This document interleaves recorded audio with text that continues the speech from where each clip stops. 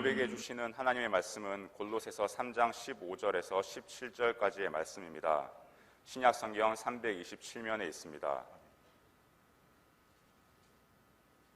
다 찾으신 줄 알고 제가 봉독하겠습니다. 그리스도의 평강이 너희 마음을 주장하게 하라. 너희는 평강을 위하여 한 몸으로 부르심을 받았나니 너희는 또한 감사하는 자가 되라. 그리스도의 말씀이 너희 속에 풍성히 거하여 모든 지혜로 피차 가르치며 권면하고 시와 찬송과 신령한 노래를 부르며 감사하는 마음으로 하나님을 찬양하고 또 무엇을 하든지 말에나 일에나 다 주 예수의 이름으로 하고 그를 힘입어 하나님 아버지께 감사하라. 아멘.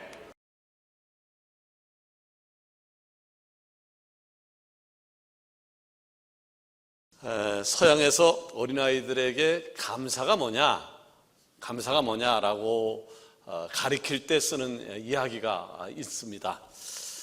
어느 날 하나님께서 바구니를 든 두 천사를 세상에 보내면서 명을 내리신 거예요. 이 바구니를 가득 채워오라고. 한 바구니에는 사람들의 소원을 채워올 것을 명했고, 다른 한 바구니에게는 사람들에게 있어서 감사를 찾아서 담아오라 라고 했습니다. 자, 이 명령을 받은 한 천사는 세상을 다 돌기도 전에 바구니가 가득 차서 그것을 가지고 하늘로 올라갔는데, 다른 한 천사는 바구니를 다 못 채워서 지금도 바구니를 채우고 있다라고 하는 것입니다. 여러분, 어떤 바구니가 가득 찼을까요? 소원을 담은 바구니는 금세 가득을 찼는데, 감사를 담은 바구니는 아직도 채워지지 않았다라고 하는 것입니다. 자, 우리가 살아가면서요, 기도합니다. 신앙인들은 늘 기도하니까요. 기도하는데 얼마나 많은 소원의 기도 제목을 드리고 있습니까? 하나님 건강 주십시오. 하나님 물질의 축복 주십시오.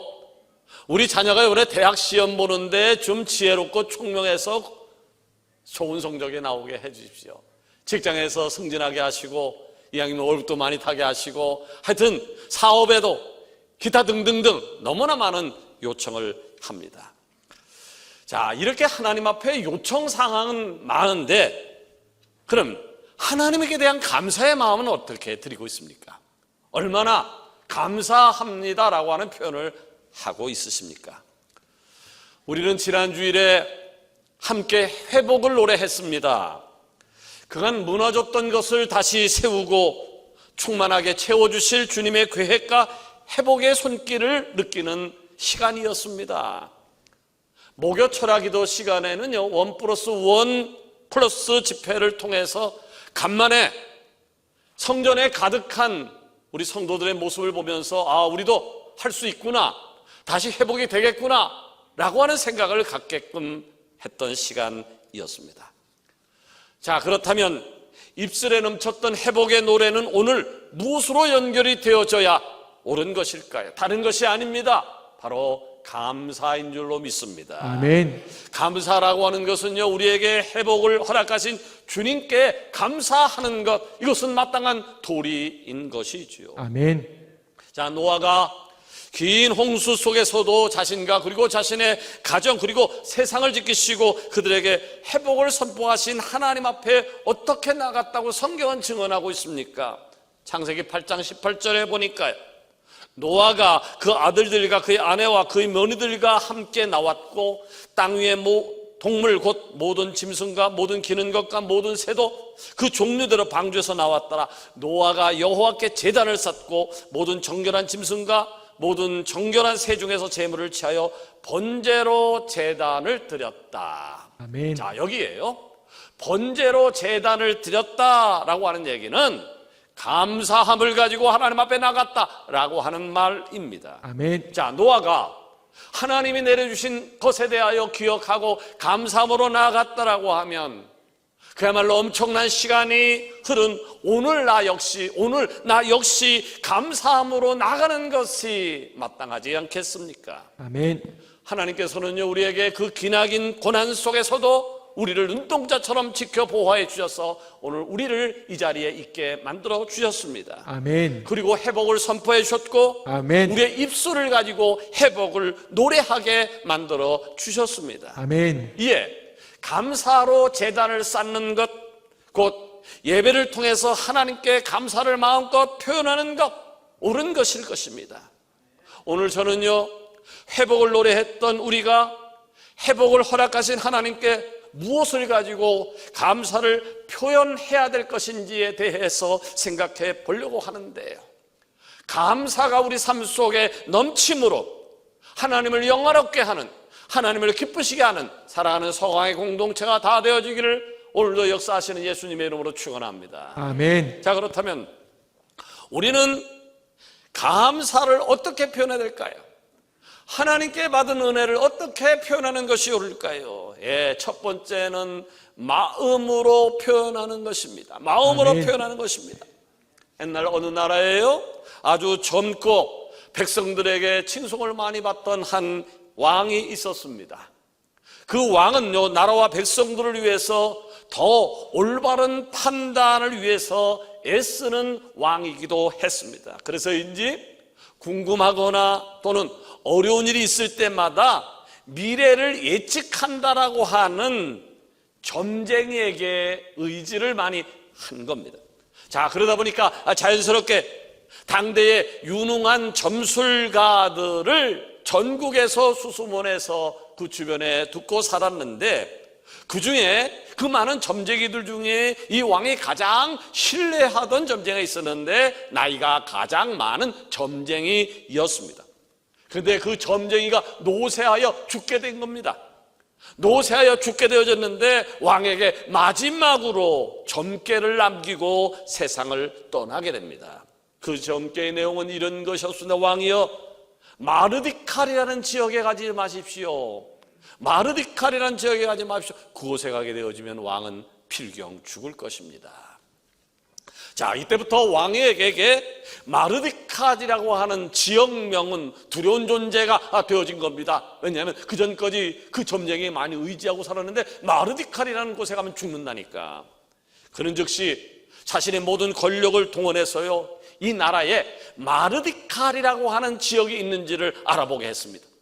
만약 그 지역을 찾았다라고 하면 싹 없애버릴 생각을 한 것이죠. 그런데 놀랍게도 그 나라에 마르디칼이라고 하는 이름을 가진 영토는 없었던 겁니다. 이제 왕은 잊었습니다. 그러고도 20년이 지났어요.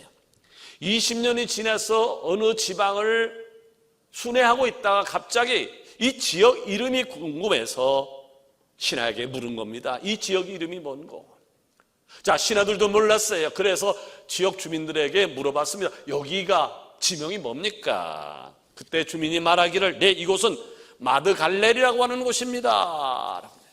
자, 그 지명을 들었던 순간 이 왕은요, 20년 전에 그 유능했던 노쇠했던 점쟁이에게 들었던 마르디칼 그곳에 가면 왕은 죽습니다라고 하는 점괘가 값이 머리를 떠올랐고, 그리고 그를 지배하기를 시작했습니다. 이제는 죽음의 공포가 그를 엄쌌습니다. 왕은 즉시로 왕궁으로 돌아왔지만 이내 큰 병을 앓게 됩니다. 자, 신하들은 서둘러서 유명한 의원들을 불러들였지만 왕의 증세는 너무 심해졌고 혼잣말을 중얼거리다 결국 그 왕이 죽습니다.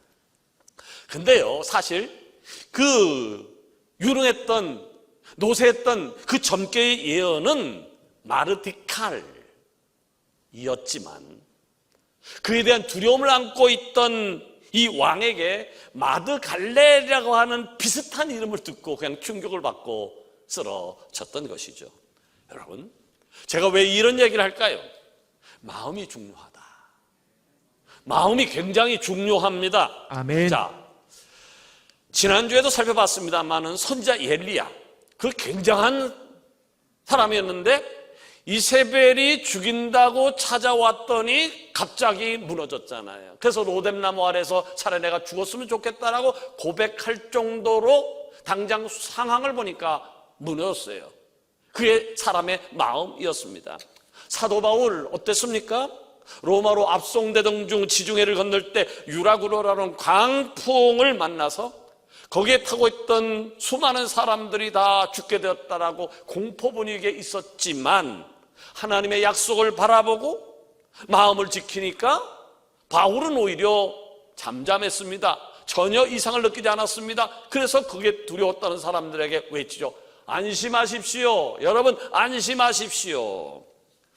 자, 마음먹기 달려있다라고 하는 옛말도 있습니다만은 오늘 우리의 마음을 어디로 향해 있는지에 따라서 표현되어지는 것은 180도 다를 것입니다. 곧 상황이 중요한 것이 아니라 지금 내가 마음을 어디에 두고 있느냐라고 하는 것이 더 중요한 문제라고 하는 말입니다. 예, 감사도 그렇습니다. 감사도 그렇습니다. 내 마음을 지금 어디에 두고 있느냐에 따라서 내가 오늘 평안할 수도 있고요, 감사하며 살 수도 있습니다. 자, 사도 바울은 평안의 비결을 분명하게 언급을 하고 있는데 그리스도의 평강이 너의 마음을 주장하게 하라. 아멘. 다른 것이 아니라 주님이 주시는 평강이 너희들의 마음을 주장하게 하라. 아멘. 여러분, 우리는 어떤 사람이 먹습니까? 우리는 하나님의 은혜로, 예수 그리스도의 은혜로 예수님을 믿는 순간, 십자가의 사건을 믿는 순간 우리는 영원한 생명을 얻은 하나님의 백성인 줄로 믿습니다. 아멘. 자, 그렇다면 나의 노력이 아니라, 나의 의지가 아니라 하나님이 내려주시는 은혜로 말미암아 내가 하나님의 백성이 되어서 영원한 하늘나라 갈 수 있는 자격을 얻게 되었단 말이죠. 그렇다라고 하면 오늘 우리들의 마음을, 그것을 믿어진다라고 하면 오늘 상황이 어떤지 간에 우리의 마음은 어디로 향해야 될 것인가? 잠언 4장 23절에 답이 있습니다. 무릇 지킬 만한 것보다 더욱 내 마음을 지키라. 아멘. 내 마음을 지키라. 아멘. 더 이상 세상의 소리가 아니라, 정치가들의 소리가 아니라, 행정가들의 소리가 아니라 하나님의 소리가 여러분을 지배하는 은혜가 있기를 원합니다. 아멘. 이것이 바로 우리가 마음을 지키고 그 길의 끝에서 감사를 외칠 수 있는 비결입니다. 아멘. 두 번째로, 감사는 무엇으로 표현이 되어져야 할까요? 다른 것이 아니라 입술로 표현되어지는 것입니다. 아멘. 자, 여러분이 시편을 많이 읽습니다만은 시편이 읽기도 좋아요. 우선 짧아서 은혜가 된다. 장마다 짧은 것이 많아요. 그리고 부드러워요. 그래서 우리 시편을 제일 많이 읽을 것인데요, 시편이 150편으로 되어 있잖아요. 근데 시편 150편으로 되어 있는데 그 중에서 오늘 우리들에게 가장 많이 외치는 소리가 뭘까요? 시편에서 우리에게 가장 많이 하는 소리가 뭘까요? 바로 이 소리입니다. 여호와께 감사하라. 아멘. 여호와께 감사하라. 아멘. 왜 여호와께 감사하라는 것이 시편 150편 내내 등장하는 것입니까? 이는요, 어떤 방식으로든지 하나님께 대하여 감사를 표현하라라고 하는 뜻입니다. 아멘. 그리고 그 중에 가장 기본적이면서도 임팩트 있는 표현이 뭐냐면 바로 입술의 고백입니다. 오늘 읽은 본문 16절을 볼까요? 그리스도의 말씀이 너희 속에 풍성히 거하여 모든 지혜로 피차 가르치며 권면하고 시와 찬송과 신령한 노래를 부르며 감사하는 마음으로 하나님을 찬양하고. 아멘. 무슨 말씀입니까? 하나님의 말씀이 우리 안에 가득하면, 하나님 말씀이 우리 안에 가득하면 저절로 감사는 넘친다는 거예요. 아멘. 하나님의 말씀이, 주님의 말씀이, 성령의 말씀이 내 안에 가득하면 오늘의 상황과 상관없이 감사함이 넘쳐난다라고 하는 얘기입니다. 아멘. 왜 그럴까요? 주님 말씀에는 우리 주님께 받은 최고의 선물이 담겨져 있기 때문입니다. 여러분, 예수님께서 우리에게 새로운 생명을 주시기 위해서 십자가를 지신다고 말씀하셨어요. 자, 그 당시 예수님의 제자들에게 내가 십자가를 져야 너희들의 영원한 생명을 유지할 수 있어 라고 하는 말씀을 수없이 많이 하셨어요. 자, 그렇다고 하면 죽을 수밖에 없는 우리에게 예수님을 십자가 사건을 통해서 영원한 생명을 얻게 해준다는 얘기를 들을 때 반응이 뭐가 돼야 될까요? 반응이 뭐가 되어야 될까요? 자, 여러분, 죽어가요. 몸이 아파서 죽어간다고요. 그런데 예수님이 대신 살려준다라고 했을 때, 그것도 1년, 5년, 10년 연장시켜주는 게 아니라 영원히 살려준다고 했을 때 우리들의 반응이 뭘까요? 감사합니다, 고맙습니다 라고 하는 것이 옳죠. 영원히 살려준다니까. 그런데 예수님의 제자들이 십자가 사건 얘기를 듣고 고맙습니다, 감사합니다 그렇게 고백을 했나요? 아니에요. 그런 고백을 한 사람은 단 한 사람도 없었어요. 왜냐하면 많은 사람들이 십자가의 의미를 이해하지 못했어요. 십자가가 주는 축복이 뭔지를 알지 못했어요. 그래서 예수님을 떠나갑니다. 예수님을 떠나버렸습니다. 자, 예수님이 통치자인 줄 알았어요. 그날의 왕으로 오시게 되어지면 나는 국무총리나 국방부 장관이나 내무장관이나 어떤 한 자리에 대해서 이제 그동안 억압받고 살았는데 이제 큰 소리 치며 살 줄 알았는데 예수님이 죽는다니, 그것도 가장 극악무도한 사람들에게만 지어지는 십자가에 못 박혀 죽는다니, 아, 내가 오해했군, 내가 예수님을 잘못 봤군, 내가 생각했던 메시아가 아니구나. 자, 그 생각에 그들이 그렇게 따라다녔던, 칭송했던 고백은 멈춰져 버렸고 실족과 체념으로 바뀌어서 예수님의 곁을 떠나간 겁니다.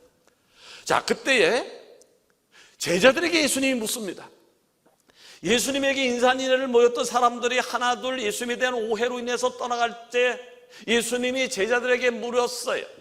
너희들도 가려느냐? 너희들도 가려느냐? 이 질문을 오늘 여러분들에게 예수님이 하실 거예요. 세상 사람들이 코로나라는 전국 때문에 어렵다라고 하나둘 빠져나가는데, 그러면 너희들도 가려느냐? 너희들도 가려느냐?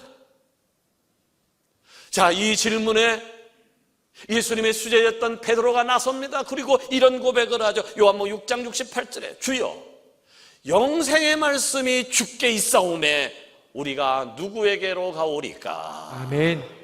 여러분, 삶의 찬송과 감사의 고백이 넘쳐납니까? 여러분의 삶에 있어서 찬송과 감사의 고백이 넘쳐나십니까? 아니면 불평불만이 있습니까? 여러분의 삶에서, 아니 신앙생활하면서 여러분은 감사 찬양이 넘쳐납니까? 아니면 불평불만이 넘쳐나십니까? 자, 주님의 은혜로 살아가고 있는 그리스도인이라고 한다면요, 나를 구원하신 그리스도의 은혜만 생각해봐도 다른 건 다 뒤로 하고 주께서 나를 영원한 생명으로 인도해 주셨다는 그 한 가지만 생각해도 아멘. 감사의 고백이 나오는 것이 옳습니다. 아멘. 우리 교회에서는 11월 달 감사의 달을 맞이해서 서강교회 시편 만들기 이벤트를 하고 있습니다. 잘 준비하고 계시나요? 잘 준비하고 계십니까? 자, 우리가 왜 감사의 고백을 하자라고 하는 일을 하는 것입니까? 그리스도의 은혜로 영생을 받은 사람들에게는요, 감출 수 없는, 또 감춰서는 안 되는 감사의 고백이 입술로 터져 나오는 것이 옳기 때문입니다. 아멘. 여러분, 참 감사하다, 참 고맙다, 참 하나님 앞에 참 감사하다, 아니면 우리 집사님께 참 감사하다, 아니면 우리 아무에게 참 고맙다 라고 하는 생각을 하십니까? 생각만 하면 안 됩니다. 고맙다라고 하는 것은요, 생각만 하면 안 됩니다. 고맙다라고 하는 마음은요, 입술로 터져 나와서 고백이 되어져야 감사인 겁니다. 아멘. 생각은 생각으로 끝나는 겁니다. 이 생각은요, 입술로 고백이 되어져야 진정한 감사가 되어지는 겁니다. 아멘. 감사가 생각에만 머물지 말고 마음에 충만해져서 입술로 고백되어짐으로 하나님을 영원하게 하는 여러분 되어지기를 원합니다. 아멘. 마지막으로 우리에게 감사는 무엇으로 표현이 되어져야 될까요? 다른 것이 아니라 삶의 모습을 통해서 감사는 표현되어져야 합니다. 아멘. 자, 우리는요, 인위적으로 삶의 모습을 만들려고 할 때가 있습니다. 그러나 나의 삶의 모습을 인위적으로 만드는 것은 한계가 있습니다. 자, 만들어진 것이다 보니까 왠지 부자연스럽고 또 오래 유지되는 것은 더욱 어렵기도 하고요. 자, 가령 우리에게 근심이 넘친다고 해보세요. 내 안에 근심 덩어리에, 이 안에 근심으로 가득 차 있어요. 자, 근심으로 가득 차 있는데 겉으로 보기에는 나는 해피하다, 나는 아름답다, 아무 문제도 없다라고 해보려 해도 이 안에 근심 걱정이 가득하다고 하면 그것은 얼마 오래가지 못합니다. 또 화가 날 일이 엄청 많아요. 화가 날 일이 있는데 감추고 아무리 인위적으로 웃으려고 해봐도 어색한 미소가 나올 수밖에 없습니다. 이렇게 우리들의 삶의 모습은요, 현재 나의 상황을 잘 반영하고 있는 것이죠. 달리 말하면 나의 상황과 또는 어떤 감정 상태에 따라서 나의 삶의 모습은 달라질 수밖에 없습니다. 자, 그렇다면 여러분의 삶은 어떤 모습이 가장 많이 보입니까? 여러분의 삶에 있어서 어떤 모습이 가장 많이 보입니까? 여러분의 주변 사람들이, 여러분의 이웃이 여러분의 살아가는 삶의 행태를 보고 어떤 생각을 할 것 같습니까? 아, 저분은 교회 장로님 같다. 아, 저분은 신앙이 꽤 좋은 집사님 같다. 아, 그야말로 크리스찬이구나, 진정한 그리스도인이야 라고 하는 생각을 하게 할까요? 여러분, 우리는 그리스도인입니다. 우리는 성도입니다.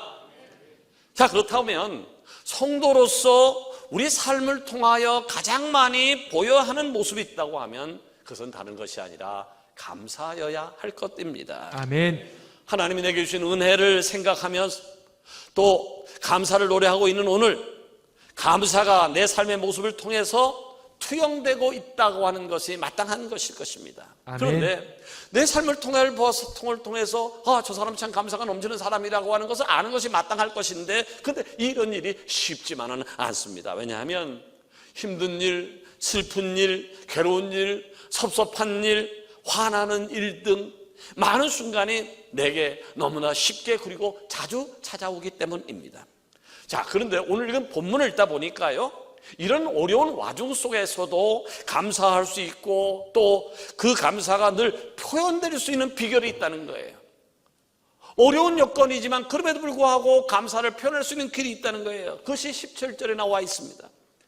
무엇을 하든지 말에나 일에나 다 주 예수의 이름으로 하고 그를 힘입어 하나님 아버지께 감사하라. 아멘. 쉽게 말해서 내가 살아가는 모든 순간 우리에게 예수님이 어떤 분이었는지, 예수님과 나와는 어떤 상관성이 있는지 그걸 기억하라는 거예요. 또 내가 살아가는 것도 하나님의 은혜로 살아가는 거야 라고 하는 것을 느끼게 되어진다면 얼마든지 감사하며 살 수 있다는 것입니다. 아멘. 여러분, 여러분의 삶에 가장 많이 보이는 모습이 무엇입니까? 성도로서 마땅한 감사가 여러분의 삶의 행태를 통해서 나타나고 계십니까? 만약 삶의 모습에서 감사가 표현되지 않으면, 여러분의 삶의 모습에서 말이나 행동에서 이것이 표현되지 않으면 여러분 하나님께 감사하는 것이 아닙니다. 여러분의 말에서, 여러분의 행동에서 감사가 보이지 않는다라고 하면 그건 하나님께 감사하는 것이 아닙니다. 그렇다면 어떻게 우리의 삶에 있어서 감사를 회복할 수 있을까요? 어떻게 하면 감사를 회복할 수 있을까요? 감사에 대한 표현을 하라고 말씀을 계속 드리고 있는데요, 감사에 대한 표현 중 최고가 뭘까요? 내가 하나님께 받은 은혜가 너무 감사해서 이걸 표현해야 되겠는데, 하나님께 받은 은혜 중에서 최고의 표현이 뭘까요? 그것은 바로 예배임을 기억하시길 바랍니다. 아멘. 예배는요 최고의 가치예요. 내가 하나님 아멘. 앞에 드릴 수 있는 최선의 가치가 예배라고요. 아멘. 그러니까 하나님 앞에 감사를 느끼는 사람이 표현될 수 있는 최고의 행위는 당연히 예배인 것입니다. 아멘. 그러니까 여러분, 이 거룩한 예배자로 남기를 원합니다. 아멘. 예배 드림이 최우선이 되는 삶을 살아보시기를 바랍니다. 아멘. 그런데 예배를 아무나 드릴 수 있나요? 근데 아무나 예배할 수 있을 것 같습니까? 아닙니다. 아니, 그거 맘만 먹으면 예배 드리는 거 아니야? 나 오늘 교회 가서 예배 한번 드려야 되겠는데? 그렇다고 해서 예배 드릴 수 있을 것 같습니까? 아니에요. 아니에요. 감사하는 사람만이 예배할 수 있음을 기억하시길 바랍니다. 아멘. 감사하는 사람만이 예배할 수 있습니다. 또 감사로 드리는 예배만이 하나님께서 받으시는 예배가 되어지는 것입니다. 아멘. 시편 50편 23절을 보세요. 감사로 제사를 드리는 자가 나를 영화롭게 하나니. 할렐루야. 아멘. 감사로 예배 드리는 자가 하나님을 영화롭게 한다라고. 자, 그의 행위를 옳게 하는 자에게 내가 또 하나님의 구원을 볼 것이더라. 자, 무슨 아멘. 말씀입니까? 하나님께서는요, 행위를 보신다는 거예요. 하나님께서는 행위를 보신다는 거예요. 아멘. 내가 하는 말, 내가 하는 행동 하나하나가 하나님을 영화롭게 하는 것인지 아닌지를 통하여 하나님께서 구원을 주시겠다는 겁니다. 다시 말해서 삶을 통해서 표현되어지는 감사만이 하나님을 영화롭게 할 수 있다라고 하는 뜻입니다. 아멘. 그러게 여러분, 감사를 표현하시기를 바랍니다. 아멘. 예배뿐만 아니라 삶의 모든 순간 하나님께서로부터 받은 은혜를 생각하며 감사하십시오.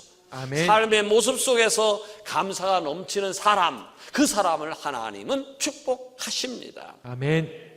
농부가 씨앗을 뿌렸어요.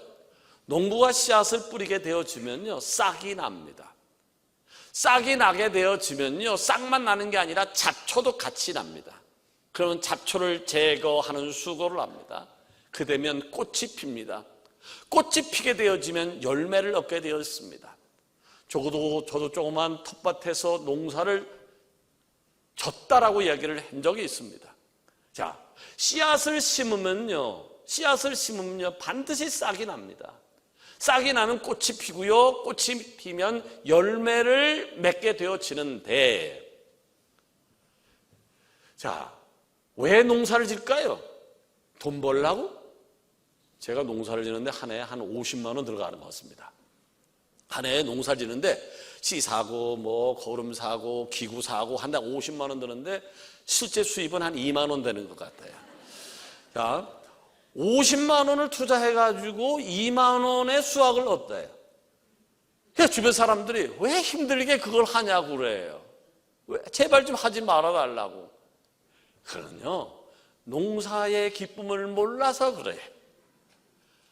내가 심은 씨앗이 싹이 피고 꽃이 피고 열매를 맺어서 그것을 내가 먹을 때에 얼마나 큰 기쁨인지 몰라요. 그게 50만 원, 500만 원, 5천만 원의 가치가 있다고 생각하기 때문에 그렇게 농사를 짓는 거예요. 자, 그런 것처럼요, 농부 대신 하나님께서 우리에게 은혜의 씨앗을 뿌려주셨어요. 아멘. 은혜의 씨앗을 뿌리셨는데 우리는 은혜의 씨앗을 뿌린 것에 대해서 얼마나 감사함으로 열매를 하나님께 드리고 있는지에 대해서 생각해 볼 필요가 있습니다. 주께서 은혜의 씨앗을 심을 때는요, 은혜의 열매를, 감사의 열매를 거두기 원하는 것이 하나님의 뜻일 것입니다. 아멘. 말씀을 맺으려고 합니다. 자, 하나님께서는요, 코로나와 함께 했던 2년 가까이 우리를 눈동자처럼 지켜 보호해 주셨습니다. 아멘. 또 이제 우리 다 함께 지난주부터 함께 회복의 노래를 부르도록 허락을 해 주셨습니다. 아멘. 자, 그렇다면 다음은 당연 무엇으로 연결되어져야 되는 것일까요?